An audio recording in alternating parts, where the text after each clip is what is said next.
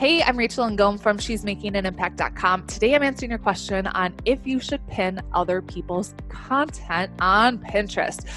Really good question. And so what I would tell you to do, because most people are just starting on Pinterest and they don't have a ton of content of their own to pin. So you want to actually start pinning other people's content just so you let Pinterest and the smart feed, which is Pinterest logarithm, know that you're going to be showing up and you're a consistent pinner. Pinterest looks at who's showing up consistently to decide. They look at a lot of different things, but one of the things they look at is who's pinning consistently when it comes to, I'm going to show this person's content in the smart feed. So if you don't have enough content of your own yet, then you should be pinning other people's stuff. The other reason why you might be pinning someone else's content is because you're in a Tailwind tribe. And Tailwind is a Pinterest scheduling tool that is amazing.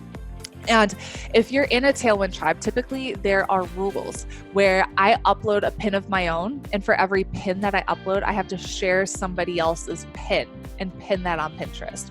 And so just given the rules of Tailwind tribes, you probably would be pinning other people's stuff. Tailwind tribes can increase your reach like crazy. I have a blog post all about Tailwind tribes. So that would be the reasons why you would pin someone else's content. So I hope you found that helpful. If you want to dive in deeper into Pinterest, make sure to go to freepinterestclass.com to sign up for my free Pinterest masterclass, and I'll talk to you later.